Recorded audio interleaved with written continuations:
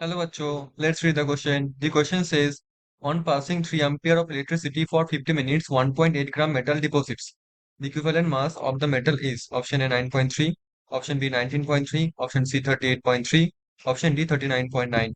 So question में हमको पूछा गया कि हमारे पास क्या है, हमारे पास हम लोग 3 एम्पियर इलेक्ट्रिसिटी पास कर रहे हैं 50 मिनट तक, ठीक है। तो उसमें से हमको 1.8 ग्राम मेटल के और डिपॉजिट हुआ, उस मेटल का इक्विवेलेंट मास क्या है। So the key concept of this question is equivalent mass, equivalent mass of metal। First of all ये क्या होता है, हम जानते हैं कि equivalent mass is a number of parts by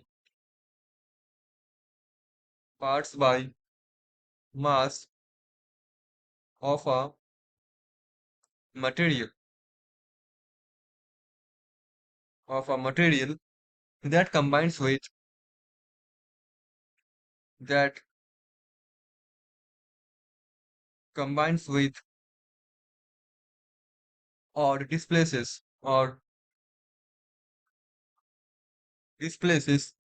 1.008 parts by mass of hydrogen, by mass of hydrogen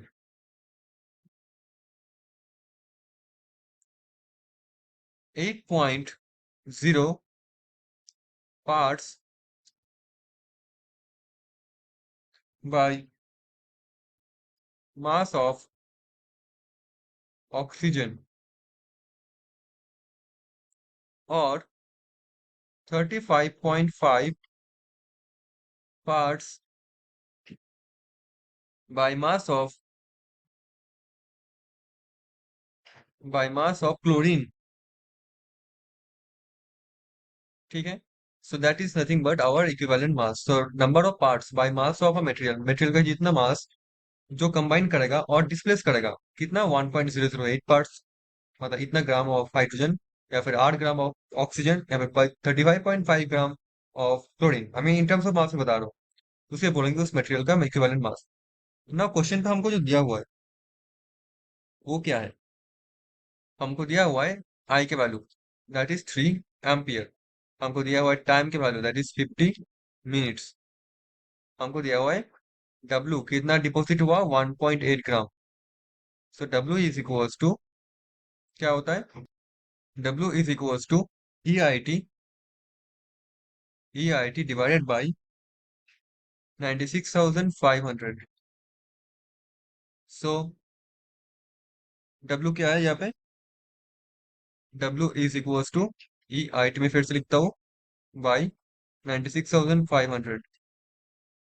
तो W यहाँ पे है हमारे पास 1.8 ग्राम, इज इक्वल्स टू हमको ई निकालना है, दैट इज इक्विवेलेंट मास। आई क्या है, आई है 3 एम्पियर। अब देखो 3 एम्पियर है, ठीक है, 50 मिनट, तो 50 मल्टीप्लाइड बाई 60 हमको सेकंड पे करना है।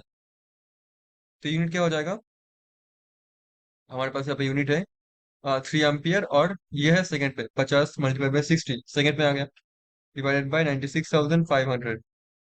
और 1.8 क्या है, 1.8 है ग्राम, ठीक है, 1.8 ग्राम। तो जो हमारे पास ये आएगा वो क्या होगा, ये आ जाएगा 1.8 into 96,500 divided by 3 multiplied by 50 multiplied by 60, ठीक है। हम जानते हैं जो इक्विवेलेंट मास होता है उसका कोई यूनिट नहीं होता। सो ये हमारा क्या हो गया, ये कूलम नीचे, ठीक है, ये कूलम नीचे। सो हमारा ये क्या हो गया, ई का वैल्यू, ये अल्टीमेटली कैलकुलेट करोगे तो ये आ जाएगा हमारा 19.3, 19.3। So 19.3 is going to be the answer of this question. ये कौन सा कहाँ पे है, ऑप्शन नंबर बी पे। So B is the answer. Hope you understood it well. Thank you so much.